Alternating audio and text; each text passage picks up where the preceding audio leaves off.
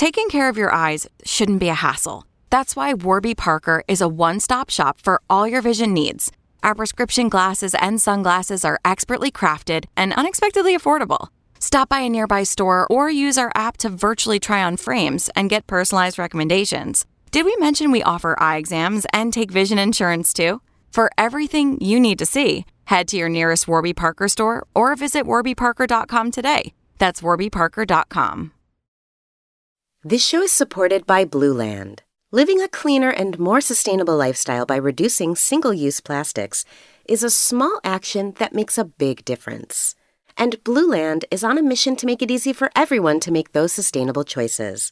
They believe that hardworking, clean products can be the norm, not the exception, so that you can do better for your family and the planet at the same time. From cleaning sprays and toilet bowl cleaner to dishwasher and laundry detergent tablets, Blue Land's 100% microplastic-free, EPA Safer Choice certified formulas are safe to use around people, pets, and plants.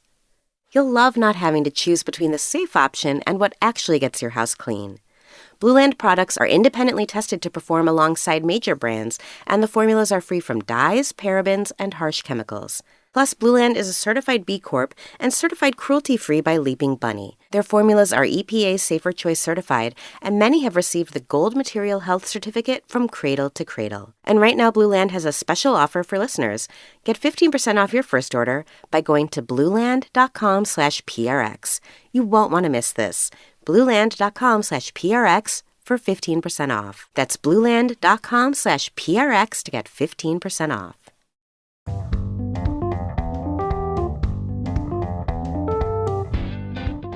Hello, everybody. Welcome back to Geek Warning, the cycling tech-focused podcast from Escape Collective. I'm Dave Rome, and joining me this week, Ronan McLaughlin. Ronan, welcome back. Thank you. Good to be here. Yeah, I think it's probably just worth giving people a heads up that you're traveling at the moment and you didn't pack your regular podcast recording gear. So apologies in advance if the sound quality isn't quite as good as usual, but hopefully it's still coming through clearly. And you're welcome if it's better than usual. Let us know if it's better than usual, because one, that's pretty worrying, and two, I guess it gives us room to improve with our regular setup. So anyway, let's get into it. I think there's a pretty full episode. There's quite a bit of news, both on the road and mountain bike side to get through. We've got something on our mind. We've got a PSA. We've got a good thing, return of that segment. And of course, members at the end of the episode get access to Ask a Wrench. Once again, Zach Edwards will be joining us there. Ronan, top of the list, new wheels. Who do we have new wheels from? We have a couple of sets of new wheels this week. In the order that I heard of them, maybe that's the fairest way to do it. Okay. Not the order that you've ridden them most recently. No, I actually have ridden one set of these wheels and have the other set waiting at home for me. Okay. So I will be getting on both. The set that is waiting at home that I heard of first is the new Princeton Carbon Works Wake 6560s. That's a mouthful. Well, I didn't even give it the full name. I think it's like 6560 Evolution 2 or something. Yeah. Off the top of my head. They had to make them 32-inch just to fit the logos on. To fit the brand model on. That's why you've got the wavy run profile, is to account for the capital letters in the name. Okay, I'll stop being silly. Tell us about it. Thank you for giving me an opportunity to actually answer your question. There are a couple of things that kind of jumped out at me at these. Like, first of all, they're the same depths as the previous generation 6560s, so that you've got undulating run profile of 60 and 65 mil. The sealed rim bed is still there, still with the steel spokes, still with the usual mix of colours. But kind of what jumped out to me was that the internal rim width is 22 mil, or 22.4, I think, to be exact. But the external rim width is like 33 mil. And what Princeton are saying is they've got like these very broad hooks on them. So they are hooked rim to start with. But they're saying that hooked, or that broader hook shapes the tire better, or that the big hooks have more control over the tire and rim interaction, which gives them, which they've said they've learned previously from our record stuff and that, a more aerodynamic solution, which is interesting, or will be more interesting when we get to the second set of wheels that I'm about to talk about, which may have a polar opposite claim. But the other thing that really stood out to me was that they've ultimately been designed around a 28mm tire, but Princeton in the development of these wheels took every tire from 4 manufacturers in sizes 23 to 32 and mounted them on inner rim widths of 21, 22, 23 and 24 mil. So they got this like huge matrix of various different tire widths on various different tire rims. And then they 3D scanned all of those. And then they took those 3D scans and used CFD to sort of understand how the tire shape changed relative to rim width and how that impacted in terms of aerodynamics. And then they took that CFD, the results from the CFD, and compared that to rolling resistance data. They haven't said which rolling, if that was like in-house or if they took that from bicycle rolling resistance or what, I'm not sure. But anyway, they were trying to identify like the most efficient combination of tire and size and rim size and shape and that. And it seems like they landed on a 28 with a 22 internal rim width. Yes. Okay. Which, I'll be mounting 28 on them. I'll be able to get a measurement for what that comes out at. There is a formula you can run. I can't do it off the top of my head. That gives you a rough guide, but you do have to measure these things to see what they come out at. Sure. Anyway, just to finish that point, they also then took that to the Milano Polytechnical wind tunnel and the A2 wind tunnel in Merseyrail. Yeah, so they validated the results that they had. What you're saying is they've done a bunch of work on these. Like that sounds like an immense amount of research with the number of variations that were at play there. The reason it jumped out to me was, the PTSD from all the different tire sizes that I tested. But then they took that a step further and they tested all those tire sizes on different rim widths. Yeah, which creates a little bit of a headache for me because I did say that would be too much work. It would still be too much work from the tire testing I'm doing. And it would also require, I had 4 sets of rims actually from Princeton for that testing. That would be, 4 times more sets of wheels that I would need to bring in exclusively for testing, which just wouldn't be practical. Yep. Proof is in the pudding, as they say. I need to get tires on these rims.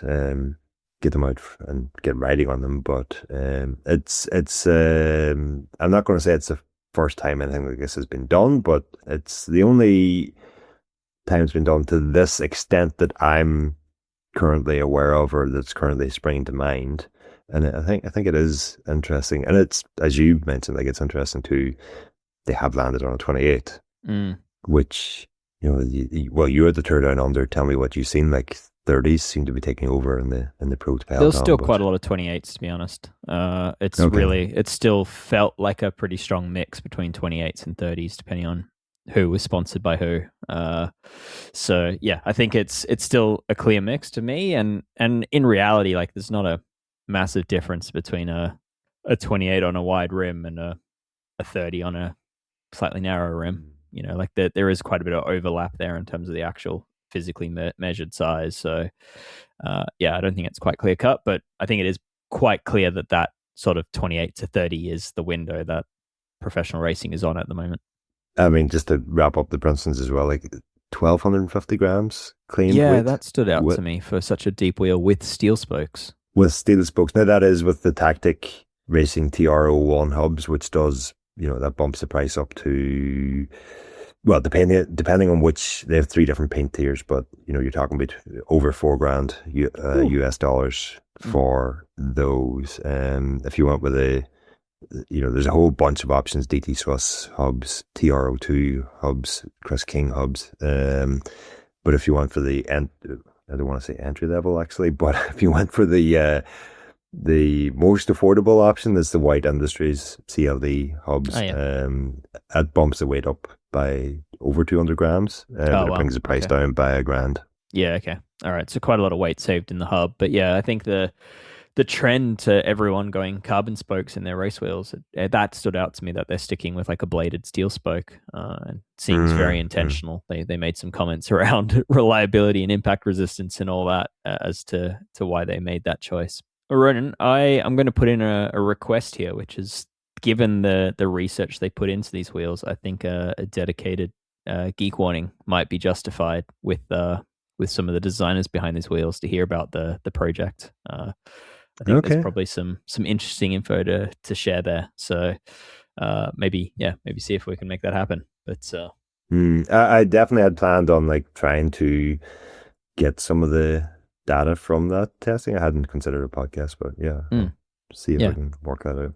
Yeah, I just think the level of testing there is interesting. So anyway. I mean, I do like just on that though. Like, I want to also add, like, yes, they validated the one-tool. I would have loved to have seen real-world validation as well. Not just because, like, I'm obviously a little biased, having done what I've done, but like, you know, and this gets us into the next set of wheels as well. Is like, you know, and especially with tires, I think there's this temptation to look at rolling resistance and look at one tunnel for the aero and combine the two together and assume that that's your answer. But, you know, it's much more complex in the real world. And obviously Princeton are only one part of that system. They don't make tires. But it would have, you know, perhaps they are planning something like that in the future. It's just like, right, well, what element of this matrix can we bring to outdoor real world testing, and another, not to replace anything they've done, and not suggesting it should, but just like another step in the validation process. Yeah, the idea of the hours that would go into that as well are terrifying to me. But then I'm also seeing all these videos on social media of the development out of China of AI-driven robots and how capable the robots are coming, and how they can do all sorts of backflips and they're becoming very capable, and makes me wonder that we could probably just get a robot and do the real world testing for us. You're joking, but I mean, there probably is some. Not. I'm terrified to say, but there probably is some merit, and that would be like controlled. Outdoor and apart from the wind, the controlled actual body position. Yeah, the vehicle and the motor element of it would be controlled. Yeah. So you probably need at least 3, maybe 4 wheels instead of 2. But I mean, that's just a calculation. I mean, that is an entirely different tangent that we won't get into, but I suspect there's going to be a brand that'll do that within the next 5 years. It makes sense, even though it's terrifying to think. But anyway. All right, well, let's leave the robots behind. Ronan, you actually tested a second set of wheels. Today, you've been riding a new set of wheels. What were they? I had one 42-kilometer ride so far on the new Cadex Max 50. The Cadex Max 50 wheel and Cadex aero tire system. Okay. So I start with the wheels here. They basically took the old Ultra 50s, if you remember, those came out about 4 years ago, and the newer Cadex Max 40s, which came out about a year, 2 years ago, with the new TCR. They're the one with the hubs and the flange and the spokes in a one-piece structure. So they took that one-piece structure and they put it into a 50mm rim. And so these new Max 50 wheels have that, a 50mm rim, 22.4 inner and 30mm outer, claimed weight of 1,250 grams without tape and valves, or 1,290 with. This isn't me saying that they're super aero. This is just the name of the spokes. The super aero carbon spokes from the Max 40 wheels, and some of the other technology that Cadex cites around those, like the what do you call it, dynamic balanced lacing and the high engagement hub and ceramic bearings. And the one thing I forgot to mention about the rim, which I hinted at earlier, was that Cadex is sticking with tubeless straight side, or otherwise known as hookless, for the new Max 50 wheels, and they are citing better tire and rim interaction and the improved aerodynamics that offers, which is, as I said earlier, kind of the polar opposite of what Princeton was telling us. So I don't know. Yeah, Ron, I think your mention of hookless is very interesting, and obviously we're getting some difference of opinion in the industry at the moment around that, but there does seem to be a slight tide back away from road hookless. I mean, at least we saw Envy, who effectively brought it into market, seemingly shifting subtly away from it with their latest Pro wheels. Any word on that from Cadex? Any was there any like strong opinions shared as like, no, this is the right approach, we're sticking with hookless, or is it just kind of an assumption that they're hookless is the way? Yeah, I spoke to Cadex and asked him that question directly, like, with all the skepticism and concern around road hookless, was there any consideration for whether or not this was the right path for this new wheel set? And they said that they did have a conversation in-house very early on, but they took a decision to stick with tubeless straight side because they haven't had incidents. They've said they haven't had a reason to move away from it. They have developed a system they say is robust and safe, and they passes all the testing that they do in house. And we discussed some of the high profile incidents that happened down through the years, and granted, I don't think there was any Cadex wheels involved in those, but the conversation also shifted to, I don't think educational process for end users is up to speed yet. And the opportunity for an end user to unknowingly get it wrong is too high. And also and as hookless, or as Cadex, sort of acknowledged also, is like, we know, or this is their words, we know it is safe way above the standards set when you use our tires on our rims. If other tire manufacturers are saying their tires are hookless compatible, then we presume they've done the testing to prove that. But ultimately, like, that is gets back to my concern about you're relying on it is a system, and wheel and tire manufacturers so often point to the benefits of homologating a system. But ultimately, as end users, we want to be able to use the tires we want to use. We might want Cadex rims, we might not want Cadex tires, and that's one of the areas for problems to creep in my opinion. Yep, absolutely. All right, well, I think that horse is well beaten at this point, so I think I'm going to move us on. But yeah, it continues to be an issue, and I think we'll continue to talk about it while this conundrum and this real world issue exists. I was invited to another hookless wheel launch this year, and I just asked the representative from the brand, "Are you a masochist? Why are you inviting me to your hookless launch? Don't do it to you. Don't do it to me. We've all been down this road. I don't know what you can tell me that's going to change my mind." But that said, I rode the Cadex wheels and tires today. It wasn't really a concern for me out in the road. I wasn't really thinking about it out in the road, about having an issue, because I know what the limitations, let's call them, of the system are, and I adhere to them. Now, granted, my own tire testing has suggested that my optimal pressure, even on rougher roads, is above the hookless limit. And Cadex sort of acknowledged that as well. It sort of acknowledged it and sort of also said, well, on rougher roads, lower pressures are faster. I was like, well, my testing's not showing that. But your roads and your mileage may vary. So there is a Cadex aero tire as well. I do want to get into it because they've got the cotton casing tire that has been around for a while, but now they've got a new Cadex aero tire, and I think the last Cadex aero tire, could be wrong on this, but I think it's about 5 years old. It was a 25mm tire, and this new one features a taller and wider, more oval shape. That again, Cadex integrates with the hookless rim better.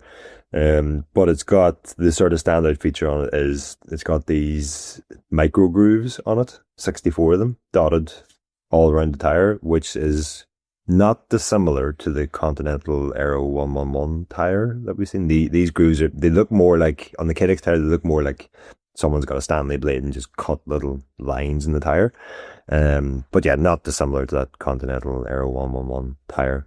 And Cadex are claiming that gives a 0.76 watt of an aero gain in wind tunnel testing. And 2.8 watts saved in rolling resistance versus that old 25mm tire, which don't know if we're comparing apples to apples there. No, I'd also say historically, Cadex has made some really big claims around its tire efficiency, and then when they've been put on independent drum tests, they've been pretty low down the list as far as efficiency. So I don't know. I feel like it's been a consistent theme. That's what stood out to me here, because as much as I don't really like it when brands compare their results to competitors, I do get that. But also in this case where they're comparing to a 25 mil tire that they made a few years ago, like, that's, yeah. Okay. So Ronan, to summarize, how were the wheels? The wheels were on something else that I can't talk about. And the characteristic I would want to talk about, I am still separating wheels from the thing that I can't talk about. So I can't go into all that much detail on how they rode today, other than to say, sounds like a giant conundrum to me. It's a giant conundrum that I'm facing right now.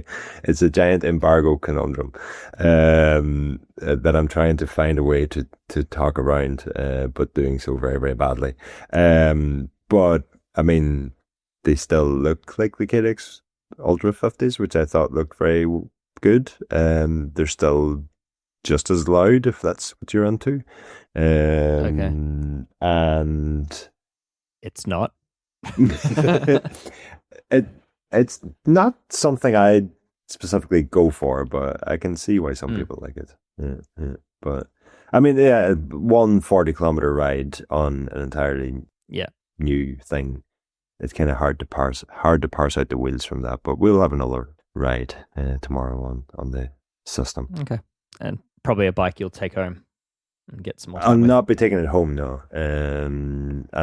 I'll decide after tomorrow whether or not to call it in for a longer term review. Gotcha. All right, let's move on to some other news. We've got some from the mountain bike side, actually. SRAM have done a decent size update in its gravity oriented group sets. So they have new wireless XXDH for downhill. So they've now brought like the full mount derailleur over to downhill racing. But what stood out to me is that they've actually just updated their Maven brakes, and that's a downhill oriented sort of gravity focused, pretty heavy duty brake set that came out just 2 years ago. So it's kind of unusual to see them make such a quick update to that. But yeah, I think it's worth noting, just because I think the brake tech does tend to filter over and around throughout the ranges and gets borrowed by other brands. And so those Maven brakes were using 4-piston calipers with larger pistons at the front end of the caliper and then smaller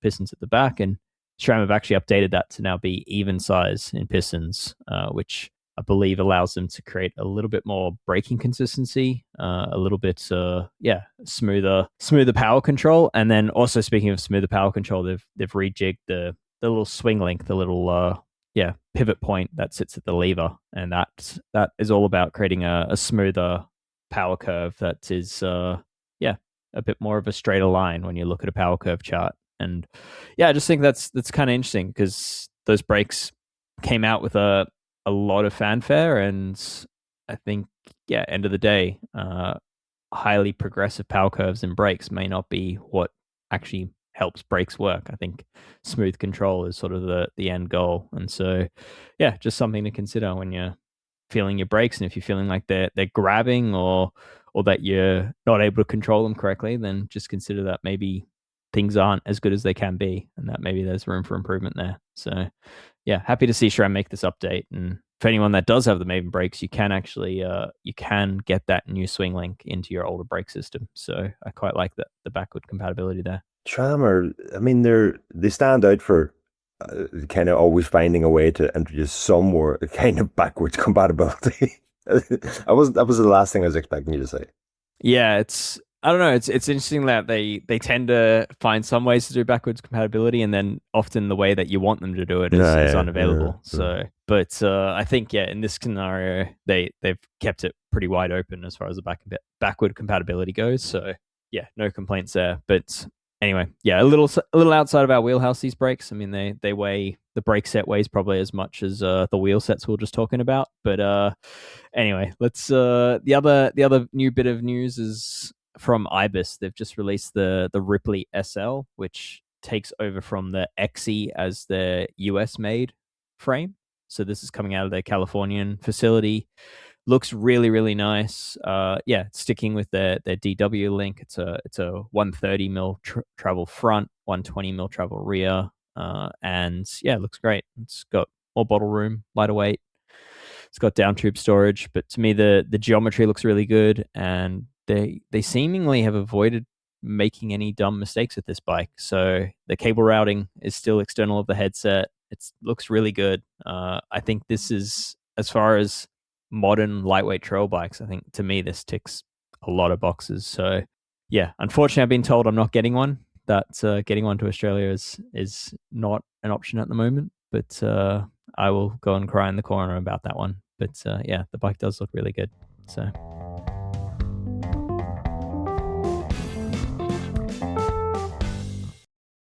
all right, on our mind this week is something that I've been thinking about, which is almost anytime we publish a review or we publish a feature about something, or I take a scroll through Instagram and see what other outlets are doing, this comes to mind, which is in cycling, we talk a lot about absolutes. This is the fastest. This is the best. This is the new standard, whatever it is. And I just wish we would stop doing that.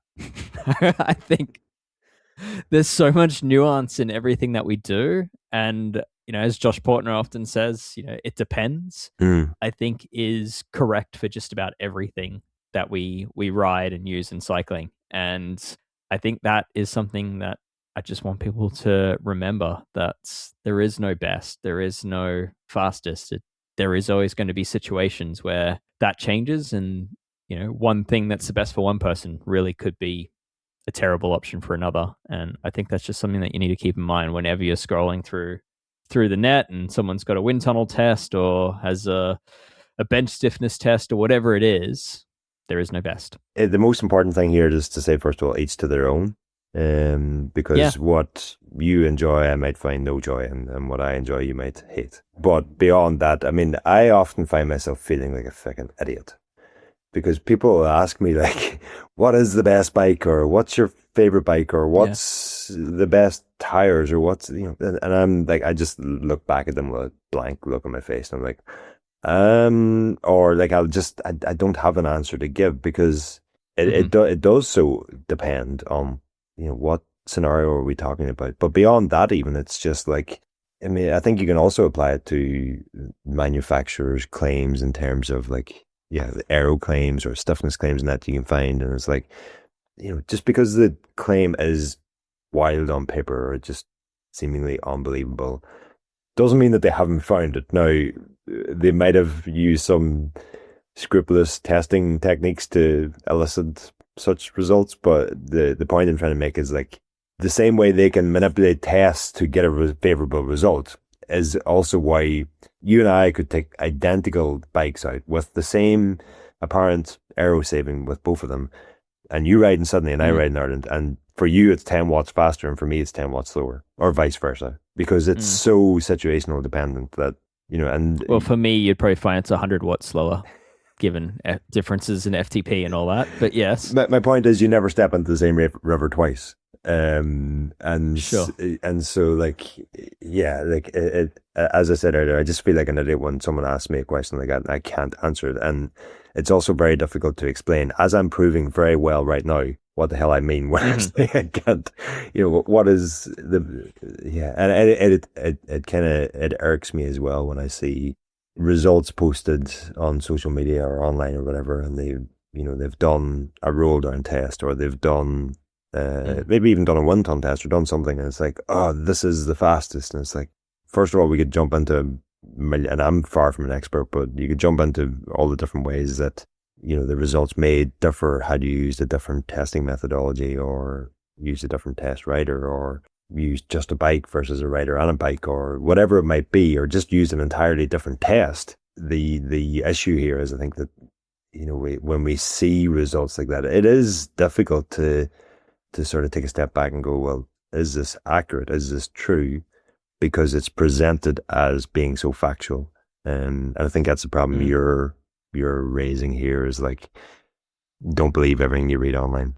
Yeah, I think the one specific example that comes to mind, and not trying to start any beef here, but like Cycling News just published something with the title of effectively, we thought the widest gravel tires were fastest, but now new testing with aerodynamics and rolling resistance shows we were wrong. I mean, sure, we'd been kind of trying to say that for a little while now, but also that's still not the final answer.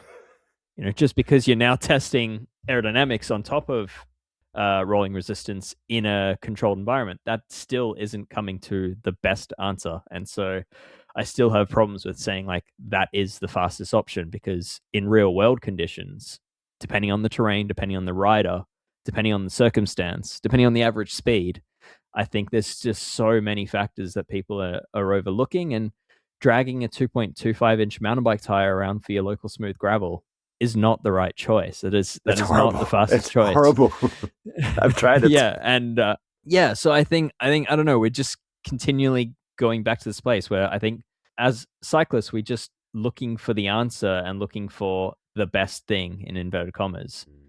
And I think it's just worth noting that like it's just really not that simple, and it never will be that simple. And a lot of people just want the simple answer. And I think, Ronan, you said something to me the other day where people would rather just be fed bullshit and told something's the fastest rather than actually understand that that's not a possible answer to give. You're paraphrasing a little bit, okay. Yeah, I mean, I think my point is... Nope, that was a direct quote. I haven't read that Cycling News article that you referenced. No, I seem to remember there being an article a while back that had the complete opposite, as you suggested there. It was like that they found that the widest tires were faster. I don't blame Cycling News for publishing an article like that, because that's what people want. I think people just want, like, give me an answer that I can bring to my own writing, apply it to my own writing, and have some faith that it'll be a faster solution for me. The vast majority of people don't want to be bothered with testing or going into that detail, nor do they want to be bothered with all the context and the nuance that goes into making these decisions. They just want to be given the information they need to know to do what's probably the best thing. But I do, though, think, I don't really see the difference between that and just picking what you want to ride based on looks, because they're both are just a guess as to what's the optimal for you, the individual, on any given day or given event. And I do think, for me, this isn't like some personal issue with the sort of information that's published. It's more like the long-term effects of this are very, very real, because couple of years ago, this conversation about mountain bike tires are faster started coming up, and anywhere you clicked into gravel cycling as a tag on an article, you found a reference to apparently mountain bike tires are faster. Then some testing was done which suggested they were, not by Cycling News, by individuals and by other outlets. And fast forward a year, you then have brands starting to, bike manufacturers starting to release frames with clearance for tires like that. And you have other manufacturers who, in some cases, have done, reputable testing and found that the compromises to get that tire clearance are not worth it for the vast majority of riders. So they don't include that tire clearance. Then they get absolutely ridiculed for not having that clearance, and their product then struggles in terms of sales and that. And that's where I think it's quite detrimental to the majority of cyclists, because, as you mentioned earlier, like a 2.2 tire on a smooth gravel road is just not going to be fast. I haven't done testing myself, so I'll not get into where it is faster, but one of the reasons that a lot of pros choose those tires is nothing to do with speed or aerodynamics or rolling resistance. It's actually because they're in the middle of a bunch. Gravel roads are notoriously bad, and they want the stress relief of not having to worry about hitting something and puncturing and being out of the race. So the bigger tire, regardless if it's faster or slower, and they kind of know that it's probably slower, they're going to take that penalty because at least they're still in the race. They're still in the game. They still have a chance of getting a result, versus a theoretically faster or even a tested faster tire, which might be more prone to pinch flats and punctures and that, which takes him out of the race. There's nothing slower than a punctured tire. Yeah. The other element was that some pro gravel races were starting to be decided in the technical sections, and so basically it was forcing a lot of the riders that wanted to make the cut, and knowing that some of the more technically proficient riders were going to make a jump in when it got really rough, that they all sort of had to run those tires that they could be there in the critical pinch moment, and then they'd have to then, it comes down to a race of fitness afterwards by who can drag their big heavy tires to the finish line the best. So I think, it's not a simple equation, but almost to prove the point, wasn't it Brennan Wirtz who did the complete opposite, in that he put on not super narrow, but he put on more traditionally sized gravel tires for the USA Gravel National Championships a couple of years ago, and managed to get through the technical section, and then just dropped an absolute mammoth attack in the final few kilometers or something like that. Had the power, probably. Had the power, had the aero, had the lower rolling resistance, and there was no catching at that point. And so there is no one fastest solution, and that proves the very point. He wasn't the fastest through the technical section, but he was the fastest on the road, and the other riders were faster through the technical section, but weren't on the road. Yep. And I think like Paris-Roubaix is the annual reminder of this as well, that there's these big cobbles that they have to get through where maybe a 40 mil tire is great, but then it's still a road race. There's still, the racing comes back to the road, and fundamentally they need to find that balance. So I think there's many examples of this in cycling, but those are also extreme examples. And for the way most people ride, it's not cobbles and it's not a technical section through a professional gravel race. It's just riding gravel roads that are designed for a sedan to still drive down, and therefore mountain bike tire may not be the right option. So anyway, I think fundamentally I just go into everything that you read with a little bit of skepticism. I think that's healthy. Yeah. But I also just think if something's claiming to be the best, then really consider who it's the best for, because it's not the best for everyone. I think even the takeaway is just a bit more pointed than that. And please, dear listener, don't take me the wrong way when I say this, but demand better both of the questions that you want answered, but also of the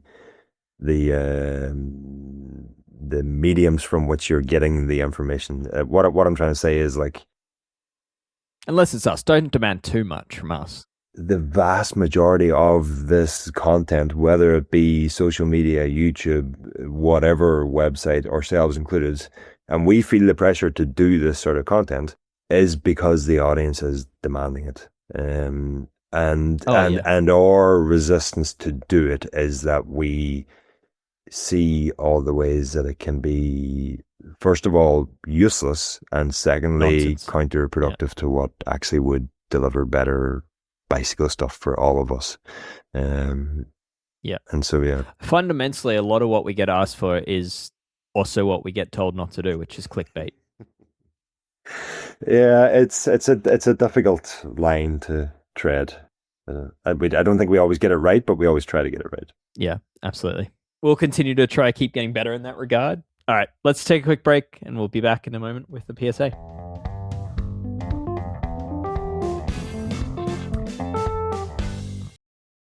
Ronan, I think you've got a PSA for us. What is it? My PSA is know when you don't know what you're doing. It just sort of stems from... Like me with vibrational testing. I still haven't read that, so you're going to have to excuse me while I get up to speed. A few hours in, I'm like, this is nonsense. My speed is all over the place. I'm not sticking the same line.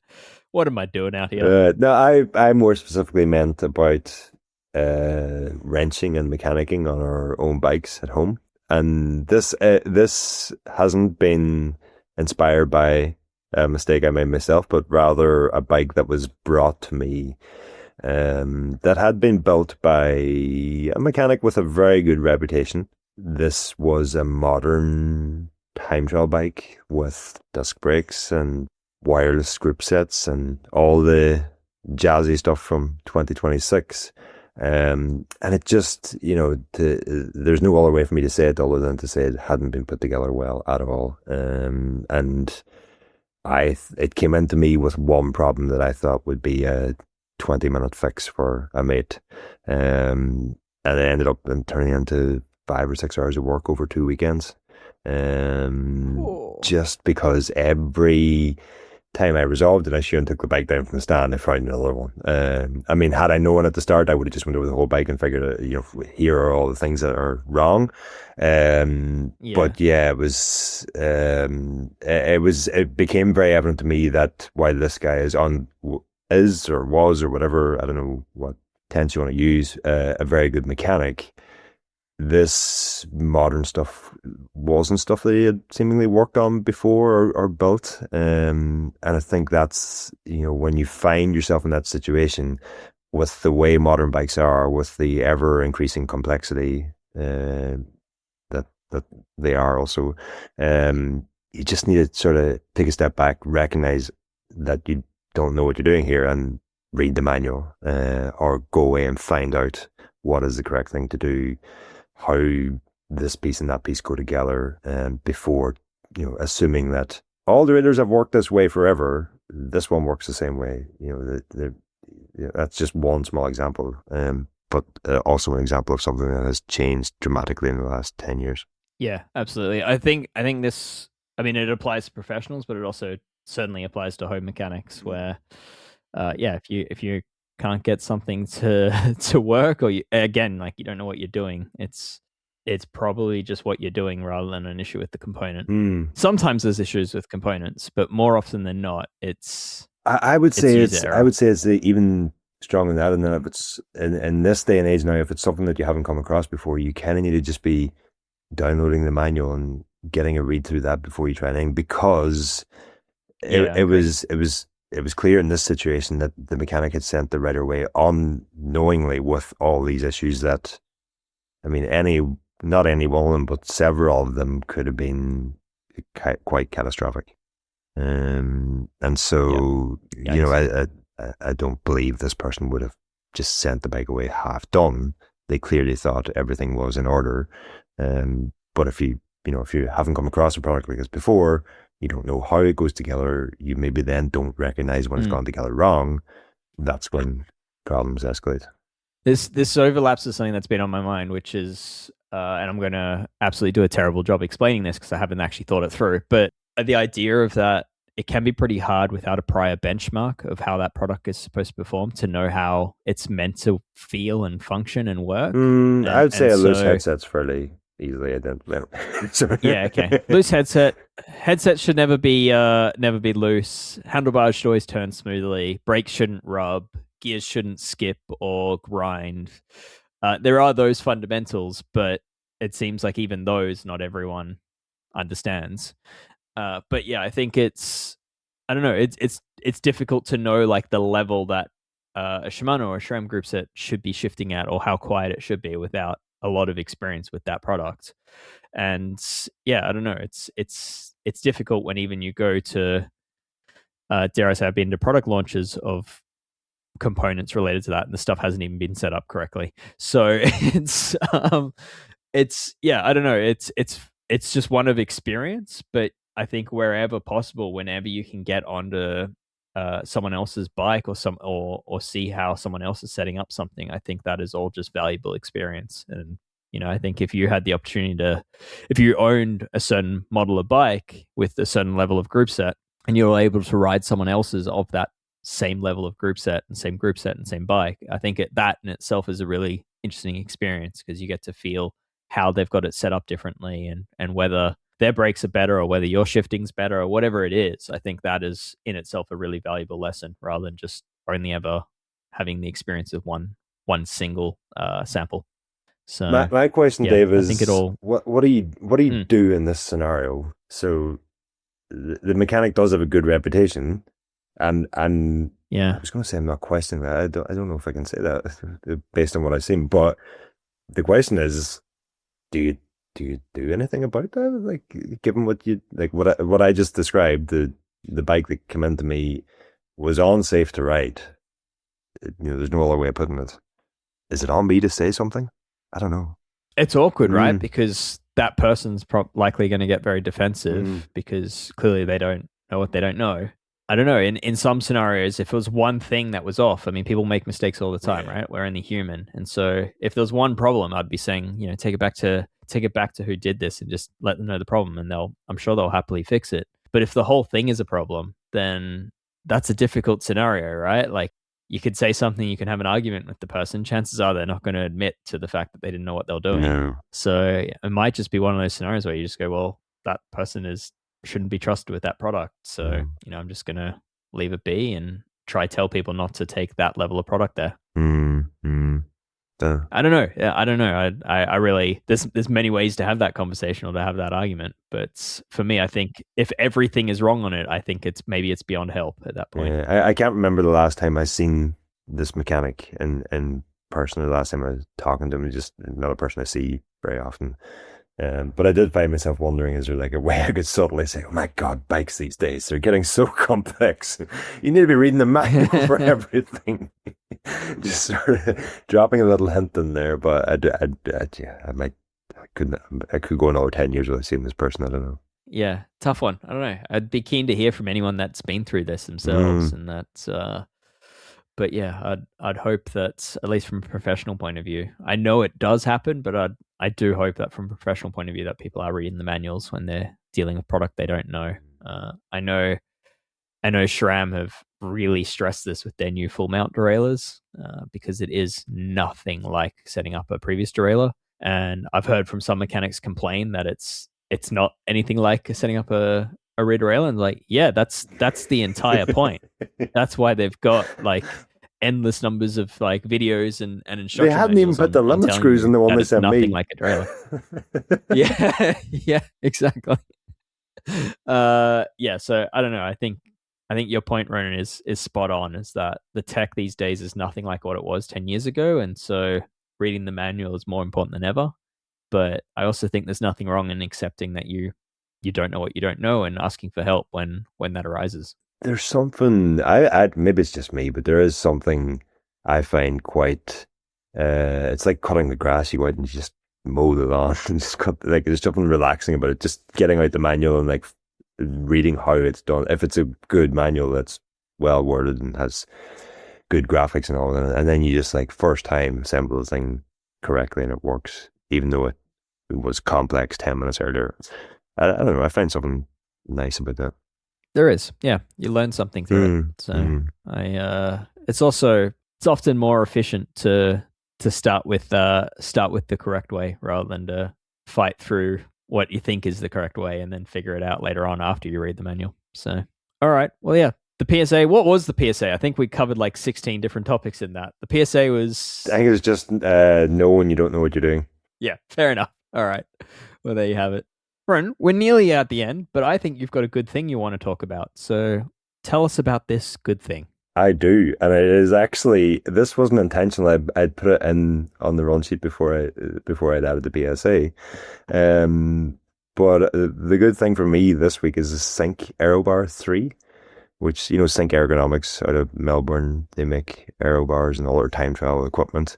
The likes of Luke Platt, I guess, have most famously used them in the past. I'd say Tadej Pogacar is maybe one of the most famous to have used them, but Plapp also used those extensions. But I've got a set of those in, putting them on a time trial bike. Yeah, he's good. And I've got the Aerobar 3s, and just as we just touched on, everything is so complicated these days. It kind of just sucks the joy out of a lot of new stuff when it comes in, and like it's just difficult to get it on, and you have to read a manual, and you have to figure out how it all goes together, and it's just time consuming, and and then you have to route hoses through stuff, and it just sucks the fun out of it so often. Whereas these came in, and I went to put them on a P5 Cervelo, and so much about the enjoyment of the product is just the experience you have with it, and it was just such a nice experience putting it together, and the manual was so clearly laid out in that I just thought it was worth mentioning here as a good thing. I think it'll be a small portion of our audience who are interested in Aerobars. I haven't even ridden on them yet, but it was just such an enjoyable process putting them together. I was like, that's a good thing. It's actually somewhat unexpected for such a small company to be so seamless in that regard. Like often it's mm. the small boutique one-off things are the most nightmarish and have the least supporting material around how to use them, like with a lot of Mhm. assumptions around prior experience. But yeah, that's quite nice to hear that you had that experience. So There was one point where I knew I didn't know what I was doing, and so luckily, having had Ken from Sync on the podcast numerous times at this point, I was able to pop him a message, ask him what about this and what about that, and he started giving me some feedback. But it was like everything just it was even more. It was just like the various different components of it just all slot together so nicely, and one element of the extension fits into the other element of the extension in a way that just it's both obvious and clearly laid out in the manual and just goes together in such a sort of rewarding way that when I just really enjoy putting them together. So I think it was the assembly of the Sync Aerobar 3 that is this week's good thing. okay, all right, well there you go. Yeah, I think that matters a whole lot, and yeah, I'm certainly working on some products where just like access to manuals and all that isn't as smooth as it perhaps should be. So I think that's not everyone has it right. No, like this, the Sync manual had like right down to the type of grease to use on the different bolts that Wow. you use in different locations. Okay, that is a good thing. It was, yeah. All right, well played, Sync. All right, well that's the episode for this week. We are about to head over into our member only section, which is Ask a Wrench with Zach Edwards. But yeah, thanks for jumping on. And where are you off to tomorrow? Are you still riding bikes? Are you still somewhere in Europe? Right now I'm off to Duolingo. I've only got an hour left to hit today or I'll lose my streak. So Oh no. What language? French. Ah, right. Wow. And I'm 227 days in, and today is my first day in France since I started. And it has been of no value whatsoever. Because no one's speaking French, or just because you haven't taken anything in yet? They all speak French, but I can't. What a waste of time. All right. More hours needed. Bad thing. Maybe you just need to immerse yourself in it a little bit more. So yeah, I'm not going to go home. I'm going to stay here. Yeah. All right.